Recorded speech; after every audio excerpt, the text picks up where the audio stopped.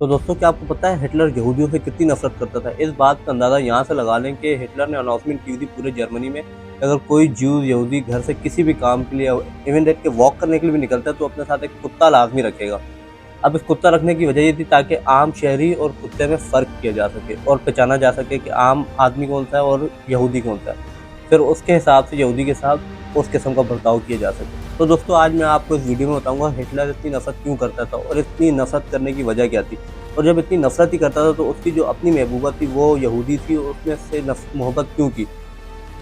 और जो 60 लाख यहूदियों को मारने के बाद जो चंद यहूदी बच गए थे ज्यूज़, उनको छोड़ने के बाद हिटलर ने तारीख़ी अल्फ़ाज़ क्या कहे थे?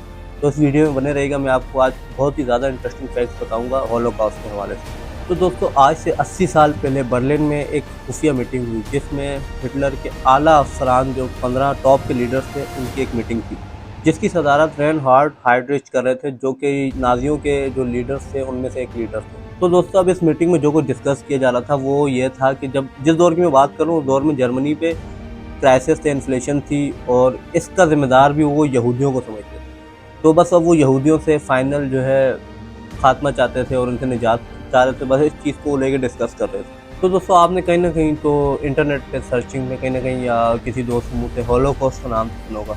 आखिर इस वर्ड का मतलब क्या है और ये कहाँ से आया है? तो दोस्तों, ये जान लें, ये एंशिएंट ग्रीक का वर्ड है और इसके मायने है सैक्रिफाइस बाय फायर।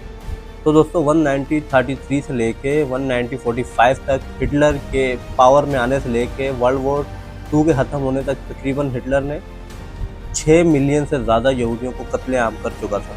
इस दौरान ज्यूज़ को घर से ढूँढ-ढूँढ कर निकाल कर कंसंट्रेशन सेंटर्स में डाला जाता और वहाँ इनको तशद्दुद किया जाता, इनको टॉर्चर किया जाता था, बहुत ज़्यादा ज़हनी टॉर्चर किया जाता, जिस्मानी टॉर्चर किया जाता। ये कंसंट्रेशन कैंप जो थे वो बनाए ही इनके लिए थे। ये ऐसी जगह थी जहाँ से बड़ा मुजरिम भी जाते हुए काँपता था। ये इतनी खौफनाक जगह थी।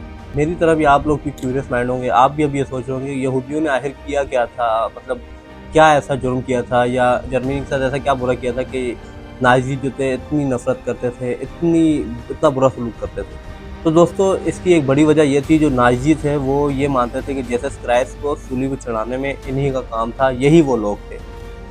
और आपको ये भी बताता चलूँ कि जर्मनी की जो मेन रिलीजन है वो क्रिश्चियनिटी है, ठीक है? तो अब यहाँ लेकिन अब आप सोच रहे होंगे, अगर क्या इस बात से यहूदी जो भी थे वो अपना अगर मज़हब चेंज करके क्रिश्चियन बन जाते, सलेबी बन जाते, तो क्या वो बच जाते? इसका जवाब था नहीं। क्योंकि हिटलर का ये मानना था, अगर ये अपना मज़हब चेंज भी कर लें, इनकी नस्ल में तो, इनके रगों में तो वही गंदा खून ही बह रहा है ना।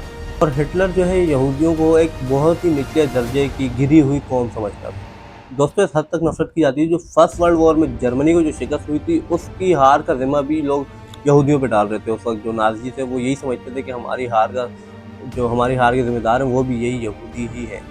तो दोस्तों, मैंने आपको वीडियो के स्टार्ट में बताया बर्लिन में एक मीटिंग रखी गई थी जिसका नाम रखा गया था final solution of the Jewish question.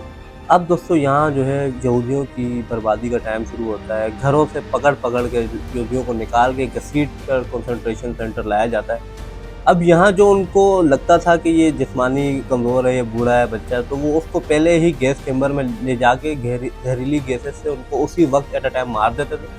और जो उनको सेहत-वेहत अच्छे लगते तो वो इनसे ताबड़तोड़ काम लेते थे, मेहनत मशक्कत वाला पहाड़ तोड़वाते, कभी क्या करवाते, खुदाइयाँ, आप समझ जाएँ कि कितनी मेहनत का काम इनसे लेते थे वो। और खाना इनको दिन में सिर्फ़ 1 बार और इतना खाना दिया जाता था जिससे ये सिर्फ़ ज़िंदा रह सकें। अब यहाँ इनके साथ जानवरों से भी बदतर सलूक किया जाता था। इन्होंने टॉर्चर करके 60 लाख से ज़ायद यहूदियों को कत्लेआम किया, जिसमें से 15 लाख से ज़ायद बच्चों की तादाद शामिल थी। और दोस्तों, जब कुछ बचे कुछ ज्यूज़ रह गए थे, यहूदी रह गए थे, तो इनको हिटलर ने छोड़ने के बाद तारीख़ी अल्फ़ाज़ ये कहे थे कि मैं इनको छोड़ रहा हूँ ताकि आपको आगे जाके पता चले कि मैं इनको मार क्यों रहा था। और आज आपके सामने देख लें आप, ये ज्यूज़ यहूदी जो इसराइल का मुल्क है कितना जुल्म कर रहा है फ़लस्तीन पर। आए दिन इनके हज़ारों हमारे मुसलमान भाई मारे जा रहे हैं और कोई कुछ नहीं कर रहा, सारे चुप बैठे हुए हैं, कोई इनके खिलाफ आवाज़ नहीं उठा रहा।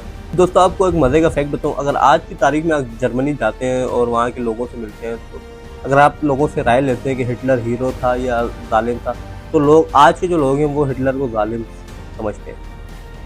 आपको क्या लगता है, हिटलर ज़ालिम था या हीरो था? वो क्या यहूदियों को मार के ठीक कर रहा था या गलत कर रहा था? अपनी राय मुझे कमेंट में बताइएगा, और अगर ये वीडियो आपको इन्फॉर्मेटिव लगी हो, अच्छी लगी हो, तो लाइक कीजिएगा, सब्सक्राइब कीजिएगा और बने रहिएगा।